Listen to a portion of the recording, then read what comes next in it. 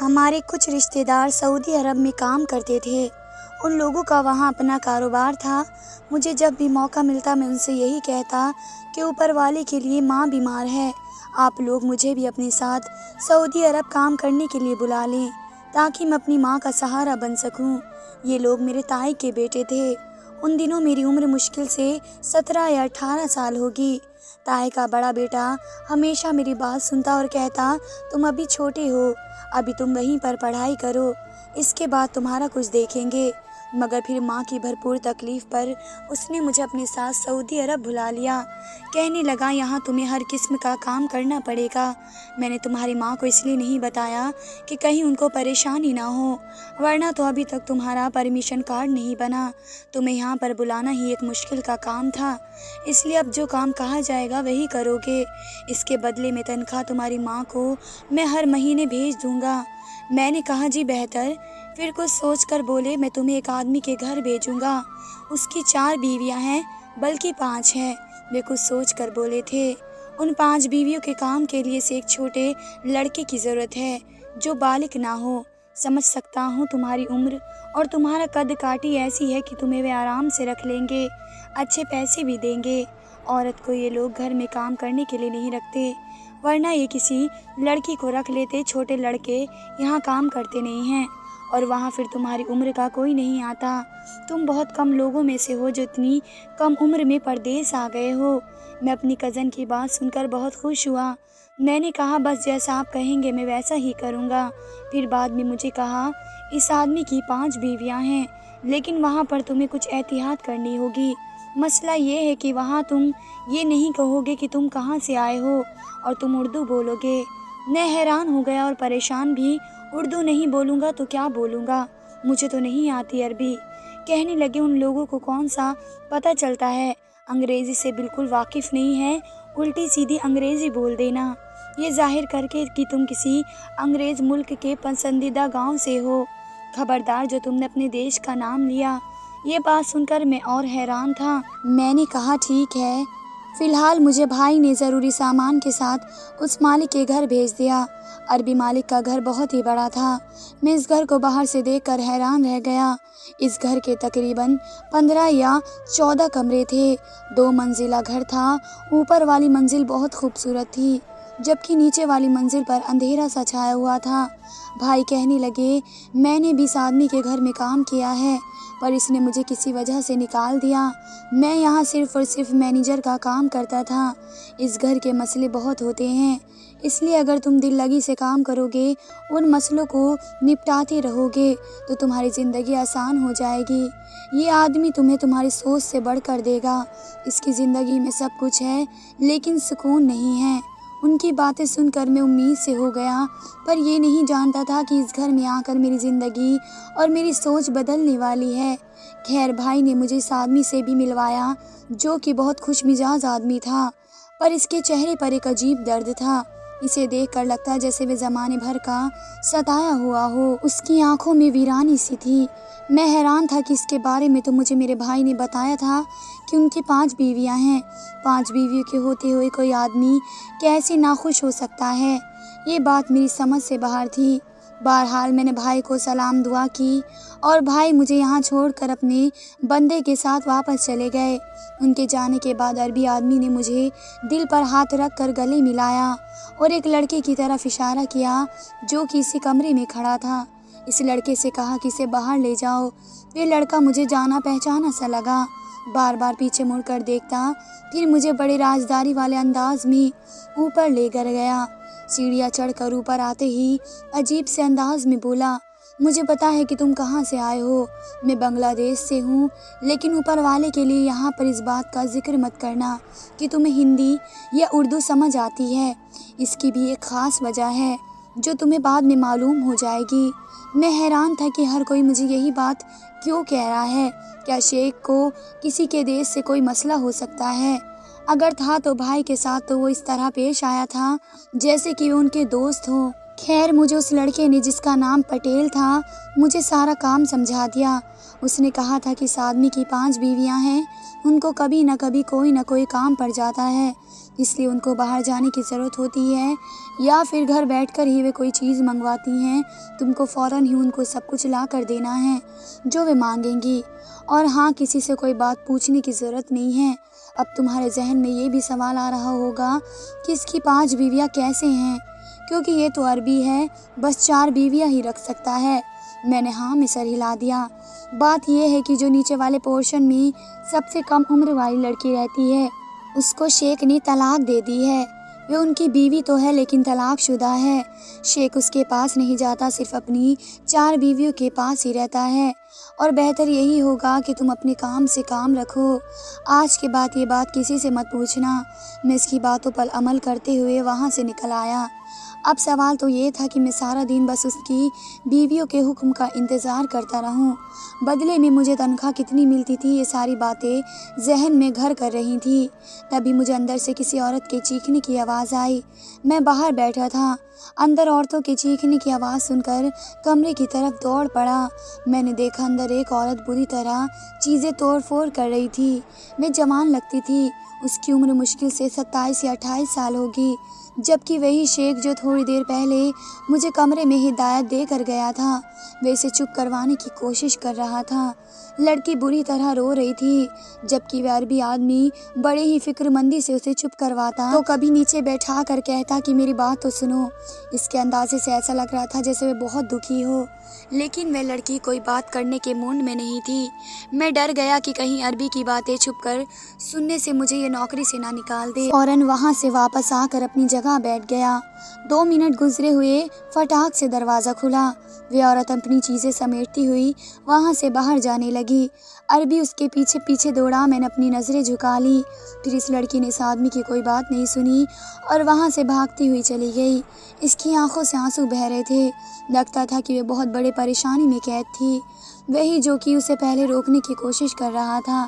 اس کے جانے کے بعد پھوٹ پھوٹ کر رونے لگا اور کہنے لگا، اوپر والے معافی۔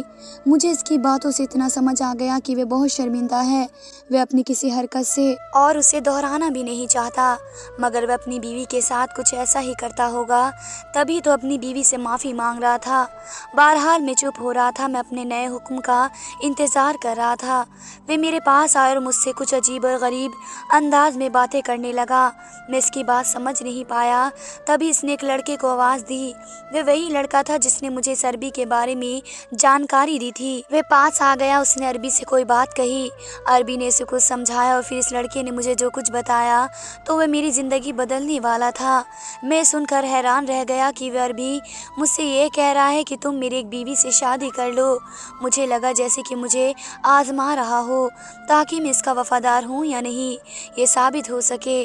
میں نے اس لڑکے سے کہا کہ میں شیخ کی بیویوں کی بہت عزت کرتا ہوں، ایسا سوچ بھی نہیں سکتا۔ اگر مجھ سے کوئی غلطی ہوئی ہے تو مجھے معاف کر دے۔ میری بات سن کر یہ سمجھ گیا کہ میں اس کی پیشکش سے خوف زدہ ہو گیا ہوں۔ کہنے لگا، تم ڈرو نہیں، میں تمہیں یہ سب کچھ آزمانے کے لیے نہیں کر رہا، بلکہ اپنی بیوی سے تمہاری شادی کروانا چاہتا ہوں۔ مطلب وہ بھی بہت پریشان لگ رہا تھا، اس کی باتوں سے محسوس ہوتا تھا جیسے وہ کسی گہری سوچ میں گم ہے۔ خیر، میں نے جا کر یہ بات اپنے بھائی کو بتا دی تو بھائی بھی اس گھر میں آ گئے۔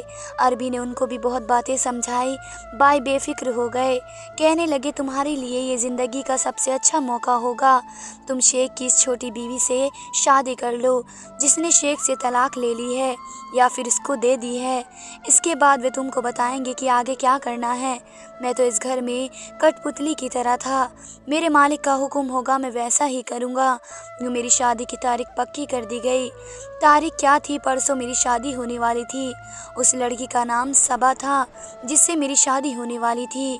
یہ میں نہیں سمجھ پایا کہ آخر صبا کے ساتھ شادی کرنے کو مجھے کیوں کہا جا رہا ہے، جبکہ یہ شیخ کی وہ بیوی ہے جس کو وہ طلاق دے چکا ہے۔ مجھ سے دوبارہ شادی کروا کر شاید وہ اپنی بیوی کے لیے حلال کرنا چاہتا ہوگا۔ بہرحال پرسوں کا دن تو آنا ہی تھا۔ میری شادی صبا کے ساتھ ہو گئی۔ صبا نے روتے روتے شادی کے لیے ہاں کہی تھی اور شادی ہوتے ہی مجھے اور صبا کو ایک الگ کمرے میں بھیج دیا گیا۔ یہ کمرہ اچھی طرح سجایا گیا تھا، اس میں ریشم کے بستر تھے اور نرم گرم ایسے بستر جو میں نے کبھی زندگی میں دیکھے نہیں تھے۔ مخملی काले पर्दे, उन पर्दों को देखकर इस घर की इमारत का अंदाज़ा होता था। मैं चुपचाप बैठा वह पर्दे और कमरा ही देख रहा था कि सबा रोती हुई मेरे पास आई और बोली, अब तुम भी मुझे तलाक दे दो। ये बात मुझे मालूम है क्योंकि मेरे नसीब में बस तलाक ही लिखी है। मैं उसको उर्दू बोलता देखकर हैरान नहीं था क्योंकि पहले ही जान चुका था कि वे कहाँ से है। वे मुझसे बहुत बातें करने लगी मगर इसके चेहरे पर दर्द साफ दिखा था। तुम कौन हो, यहाँ कैसे आई हो, और क्या तुम जानती हो कि तुम्हारी शादी मेरे साथ क्यों करवाई गई है? मेरी ये बात सुनकर सबा बहुत रोने लगी। अच्छा रो तो नहीं, मैंने उसका हाथ थामा, और वैसे भी अब तो तुम्हारी मेरे साथ शादी हो गई है। अगर तुम दुखी हो तो तुम मेरे साथ बहुत खुश रहोगी। मैं एक ख्याल रखने वाला अच्छा इंसान हूँ। मेरी बात सुनकर वह भी मेरी मुस्कुराहट के साथ हंस दी और बोली, तुम्हारे साथ मेरी शादी झूठी है। तुम तो बड़े ही मासूम और सीधे साधे लड़के हो। तुम यही नहीं जानते कि तुम्हारी शादी मुझसे इसलिए करवाई गई है क्योंकि तुम फ़िलहाल इस शादी की खुशी में खुश हो। तुम यही नहीं जानते कि मेरी क्या कहानी है।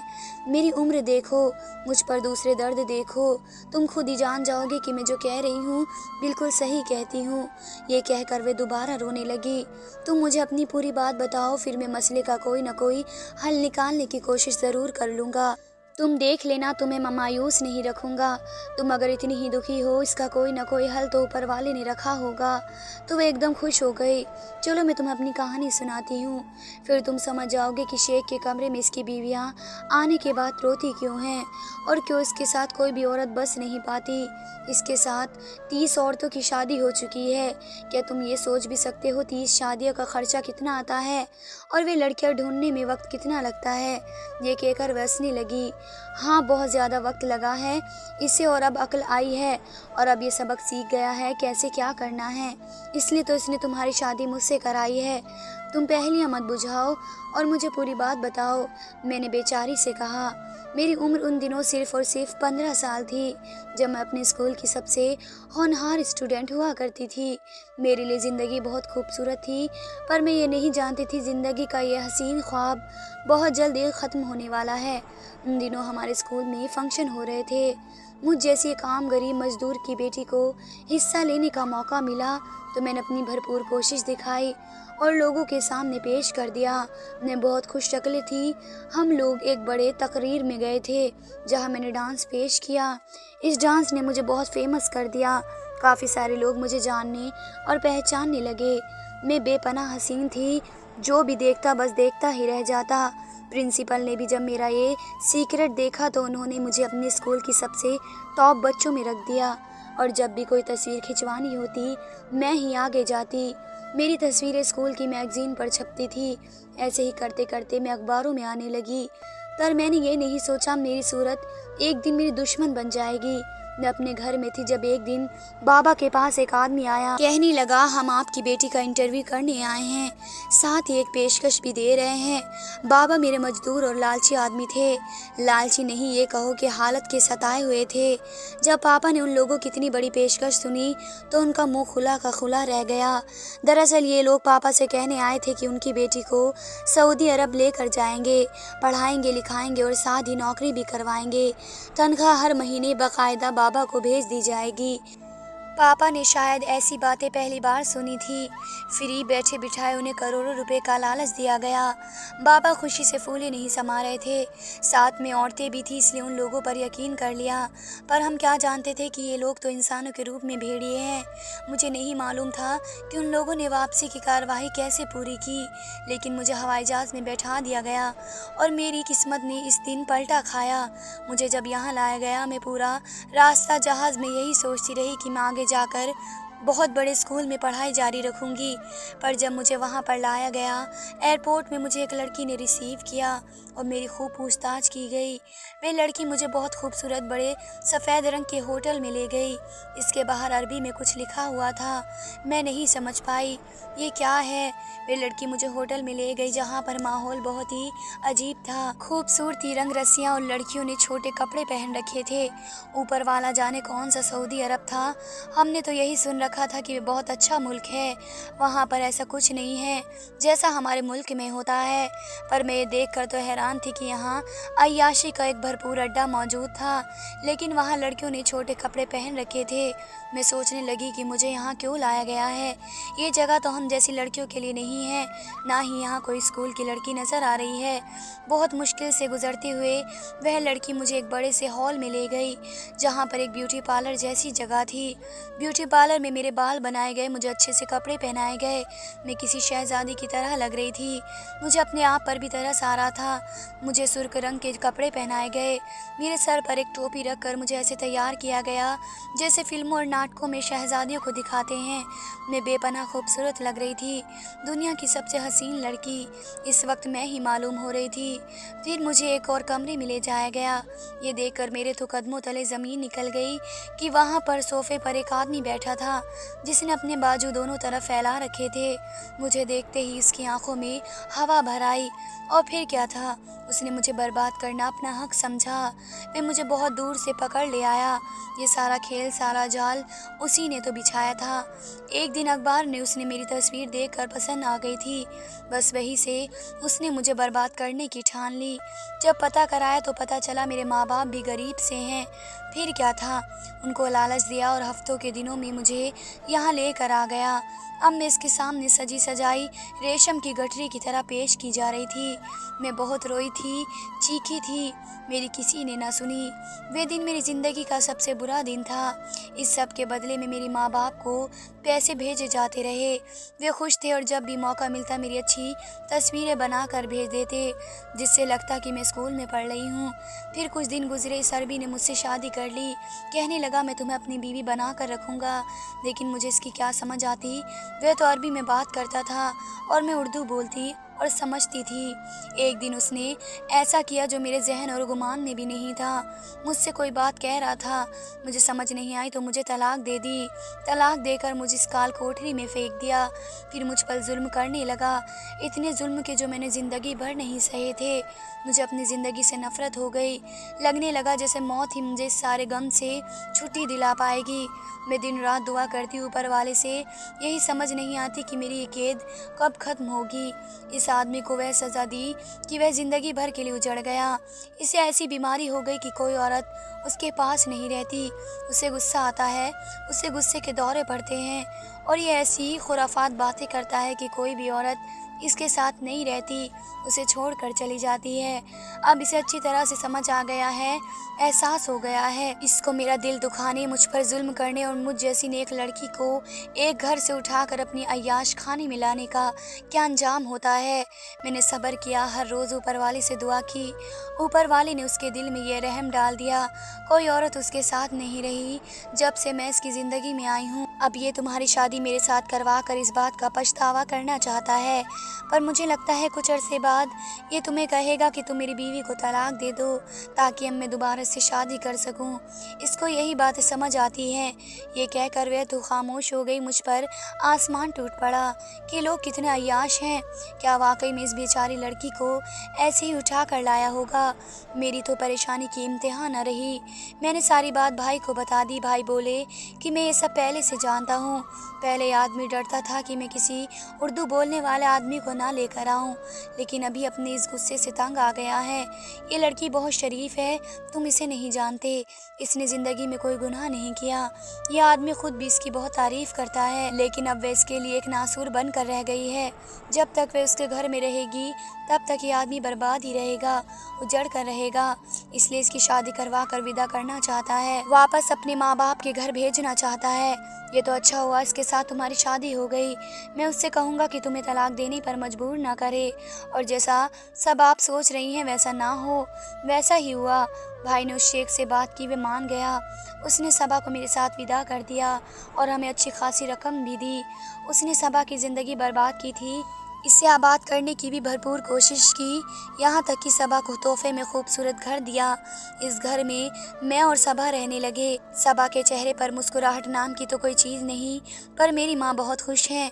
माँ को मैंने सबा की कहानी नहीं बताई, बस ये बताया कि वह बहुत शरीफ लड़की है और इसमें कोई शक नहीं कि सबा जैसी अच्छी लड़कियाँ आजकल ज़माने में ढूंढने से नहीं मिलती। धन्यवाद दोस्तों।